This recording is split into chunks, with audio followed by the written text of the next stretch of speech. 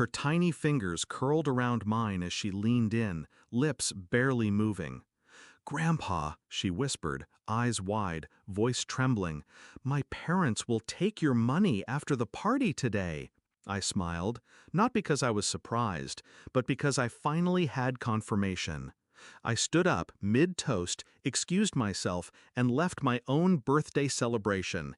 80 years, and that's how it ended. Not with cake, but with clarity. They thought I was senile. They mistook my silence for frailty. That was their first mistake. I remember the day Lisa introduced me to Mark. I shook his hand, looked him in the eyes, and felt nothing. No warmth, no depth, just a smile too quick to form. But my daughter was in love, and I wanted her happy. After all, I had raised her alone. I gave her everything: piano lessons, university tuition, a mortgage down payment, even after she married him. I wanted to believe she'd repay that with kindness in my old age. That was my mistake. The signs were small, almost forgivable at first. Mark asking casual questions about my will. Lisa bringing me paperwork to sign under the guise of just routine. Their tone shifting, subtle, sharp. The nurse they insisted I hire. The medication I didn't recognize. I began pretending.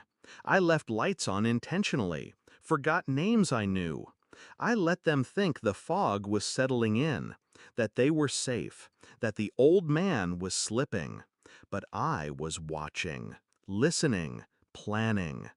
Then came the party, a grand affair, their idea, of course. "Let's celebrate you, Dad," Lisa had said, smiling with teeth but not eyes. She offered to host it at their house. Controlled environment, controlled guest list, everything on their terms. I agreed. They even picked the guest of honor, my checkbook.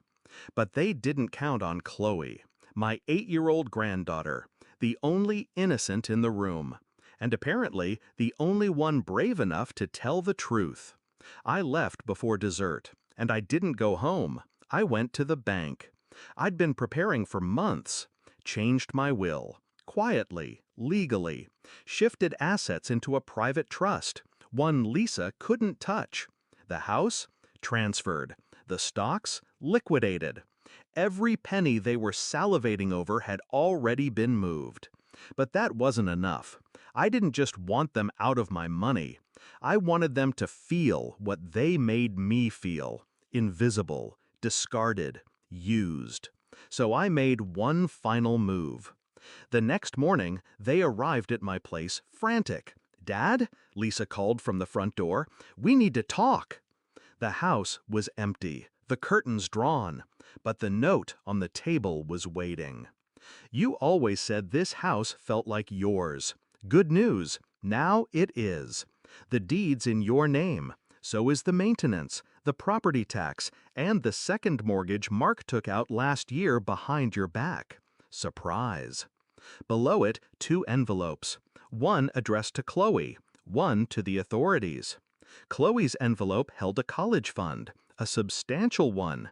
Her parents' envelope was evidence.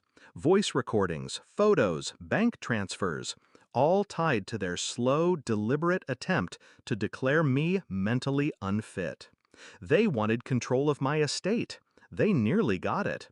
But nearly is a funny word. Almost means nothing.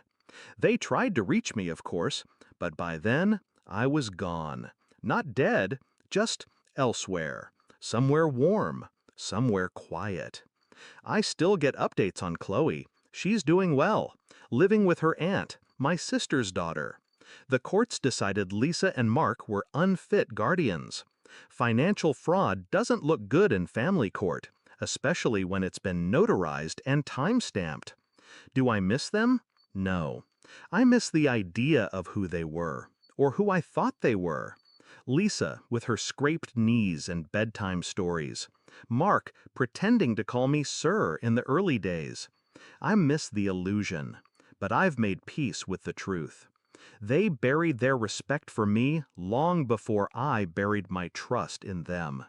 They thought old age made me weak, But they forgot I built everything they stood on, and I had no problem burning it down when they spit on the foundation.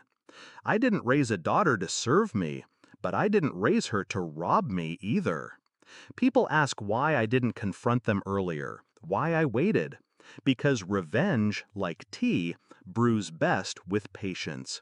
And I wanted the flavor, just right. Now, every time they drive past that house they once bragged about, they'll remember. It cost them everything. Not just the money, but me. And that is priceless.